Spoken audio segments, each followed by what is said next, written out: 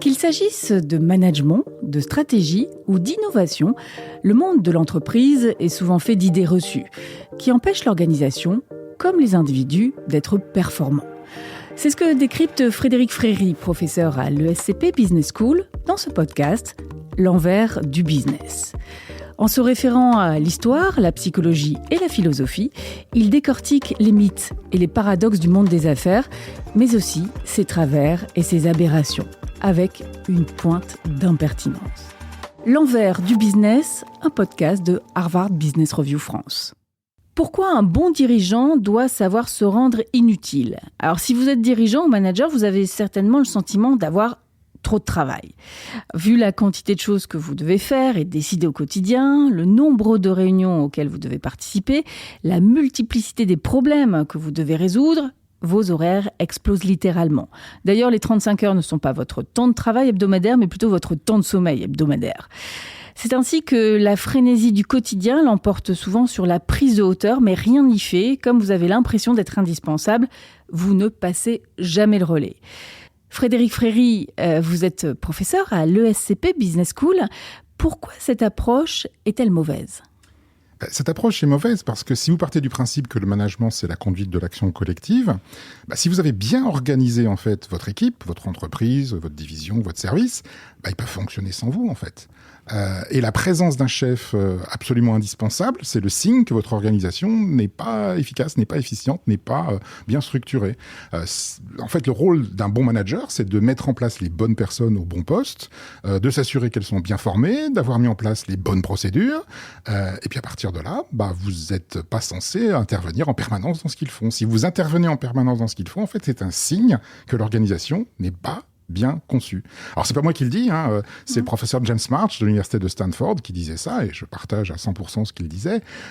Effectivement, la redondance de la compétence ordinaire, s'assurer que les gens sont capables de faire leur métier, qu'ils n'ont pas besoin de quelqu'un leur dise comment faut faire, leur laisser une relative autonomie sur ce qu'il y a à faire, c'est un signe d'organisation qui fonctionne bien.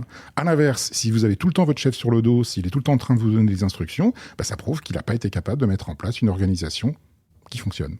Et qu'il n'est pas capable de déléguer aussi, j'imagine. Parce que s'il est absent, il doit pouvoir passer le relais, déléguer. Bien sûr, bien sûr. Alors, ça ne veut pas dire qu'il est complètement inutile, mais il doit pouvoir s'absenter.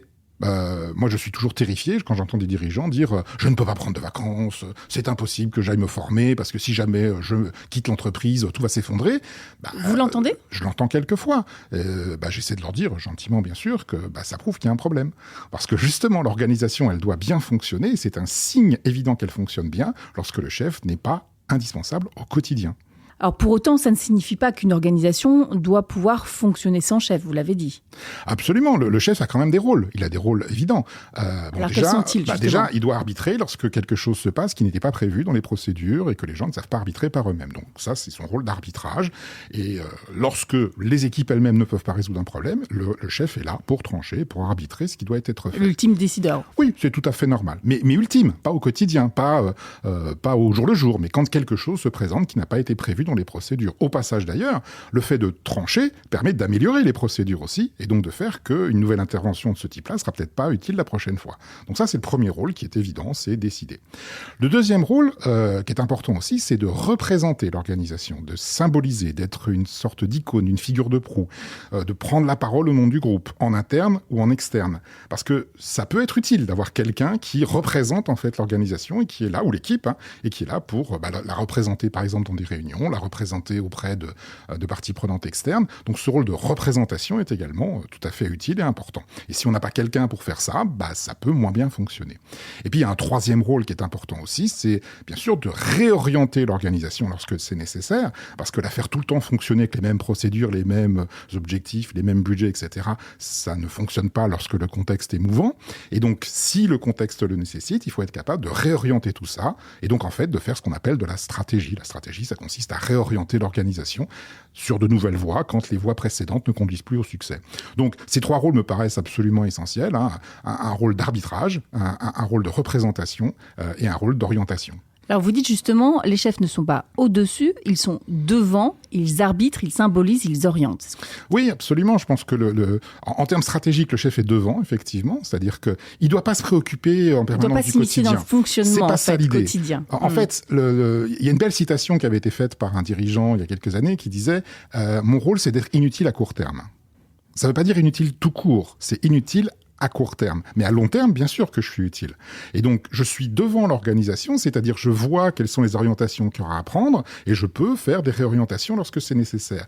Mais en revanche, je suis pas là pour être utile au quotidien, au jour le jour. Ça, je délègue ça aux autres, aux équipes, aux gens que j'ai mis en place et qui sont censés pouvoir le faire. Si j'ai pas mis en place les gens qui sont censés pouvoir le faire, j'ai pas fait mon métier. Donc, il est, à mon avis, effectivement, devant, bien plus qu'au-dessus. Et à la limite, il peut aussi être derrière. C'est-à-dire être capable aussi, quand des choses restent et qu'elles ne devraient plus rester, de pouvoir éventuellement réorienter des vieilles habitudes, faire passer des modes de pensée qui sont un petit peu obsolètes, pour les réorienter sur autre chose. Donc devant, derrière, plus qu'au-dessus, je pense effectivement. Ouais. Et tout est finalement aussi question de distance, de la bonne distance. Alors, comment trouver cette bonne distance quand on est dirigeant ou manager ? Ça, c'est très compliqué. C'est effectivement tout le talent des bons dirigeants de savoir exactement où se positionner. Quand intervenir. Absolument. Parce que, paradoxalement, ça peut être sur des choses extrêmement pratiques, parfois. Ça peut être des choses pratiques parce qu'elles sont symboliques. Par exemple ? Je ne sais pas... changer l'aspect d'un produit peut paraître complètement anodin, mais ça peut avoir une dimension symbolique extrêmement forte, en fait, et un message qui est envoyé aux équipes. Et donc, il y a une espèce de grand écart très intéressant entre une vision, ce qu'on appelle parfois une vision hélicoptère, quoi. C'est-à-dire être très très haut peut-être, ou très très loin, ou très, très devant, comme on disait tout à l'heure, sur les grandes orientations stratégiques, mais aussi sur quelques détails qui vont faire que si ces détails sont pas en phase avec ce qu'on veut faire, ça marchera moins bien. Et il s'agit pas de faire le travail des gens, mais il s'agit de s'assurer que des éléments symboliques de leur quotidien soient bien alignés avec ce que l'organisation doit faire. Mais une fois que tout ça est bien aligné, surtout les laisser faire leur travail, et une nouvelle fois s'assurer qu'on a une redondance de compétences ordinaires à l'intérieur, c'est-à-dire que les gens savent faire leur métier, qu'on ne dépend pas d'une seule personne, mais qu'il y en a éventuellement plusieurs qui savent faire si jamais il y a un problème, qu'on ne soit pas bloqué si une personne est absente, et surtout pas le chef, et que cette redondance, c'est ce qui assure qu'une organisation fonctionne au quotidien. Alors, du coup, on est évidemment à l'opposé du micromanagement que les salariés, les collaborateurs détestent, on le sait bien. Malgré tout, ce micromanagement, il existe toujours, parfois, dans certaines équipes. Comment, finalement, pousser les dirigeants à faire en sorte qu'ils soient de moins en moins indispensables ? Que faire, en fait ? Quelles clés leur donner pour s'obliger à être quasi inutile à court terme, comme vous dites. Oui, c'est compliqué d'accepter de laisser faire, en fait, d'accepter que les gens peuvent travailler sans vous, parce qu'une nouvelle fois, être manager, c'est être responsable du travail des autres. Et donc, si jamais l'équipe ne fonctionne pas, l'organisation ne fonctionne pas, ça va être votre faute. Si elle fonctionne, ce sera peut-être aussi grâce à vous. Enfin, c'est comme ça qu'on se le représente.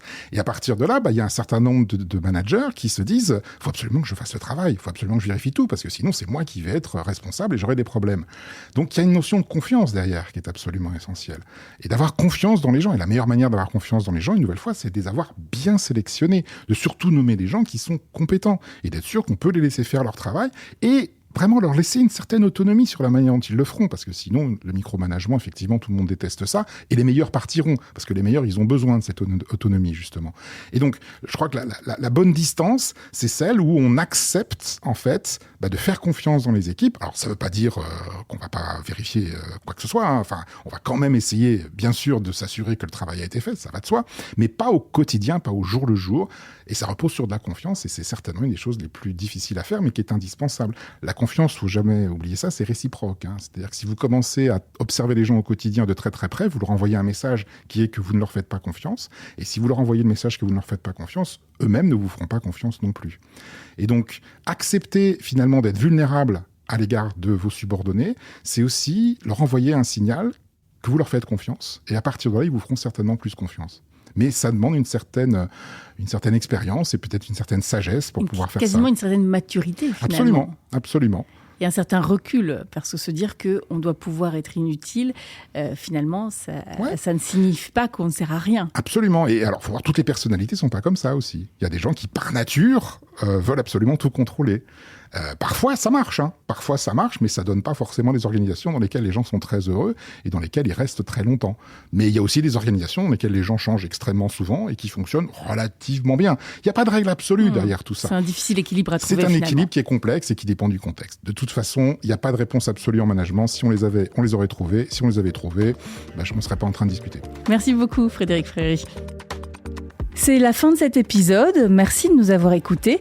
Retrouvez un nouvel épisode chaque semaine sur hbrfrance.fr et les plateformes d'écoute habituelles.